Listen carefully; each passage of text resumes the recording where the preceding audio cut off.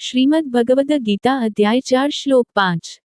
श्री भगवान उवाच बहुनी मे व्यतीतानि जन्मानि तव चार्जुन तान्यवेद सर्वाणि न त्वं वेत्थ परंतप।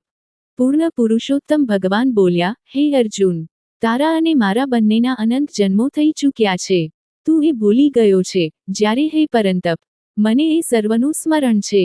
શ્રી કૃષ્ણ સ્પષ્ટતા કરે છે કે તેઓ માનવ રૂપમાં અર્જુનની સમક્ષ ઊભા છે, કેવળ તે કારણથી તેમની તુલના સાધારણ મનુષ્ય સાથે ન કરવી જોઈએ।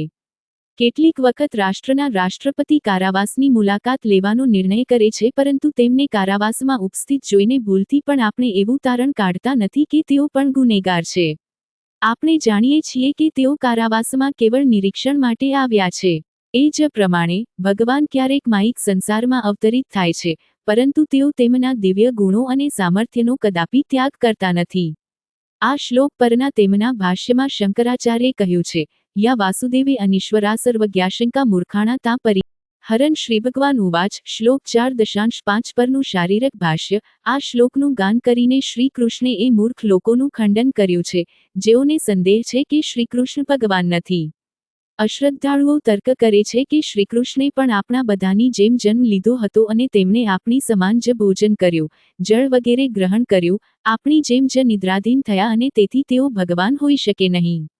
અહીં શ્રી કૃષ્ણ જીવાત્મા અને પરમાત્મા મધ્યના ભેદ ઉપર ભાર મૂકે છે અને કહે છે કે તેઓ આ સંસારમાં અસંખ્ય વખત અવતરિત થયા છે, છતાં પણ તેઓની સર્વજ્ઞતા અકબંધ રહે છે, જ્યારે આત્માનું જ્ઞાન સીમિત હોય છે।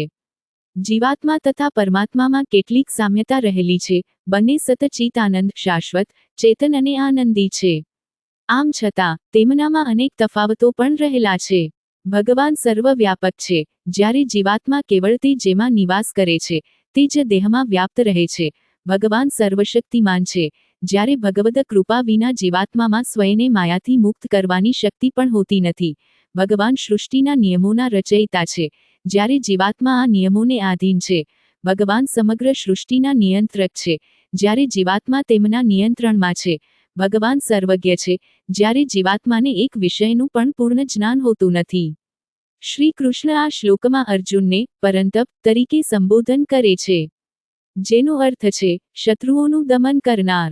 તેઓ માર્મિક રીતે સંકેત કરે છે કે અર્જુન, તું પરાક્રમી યોદ્ધા છો, જેણે અતિ બળવાન શત્રુઓનો સંહાર કર્યો છે।